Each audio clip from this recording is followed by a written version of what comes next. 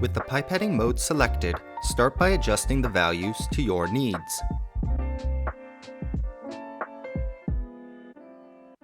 Faster aspiration and dispensing speeds are usually used for aqueous or volatile liquids.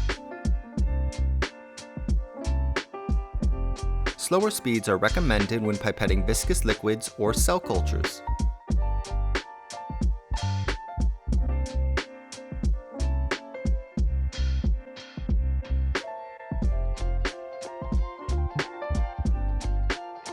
Dispensing steps can be automatically counted.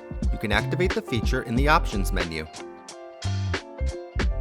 Press the rocker button down again after dispensing to perform a blowout.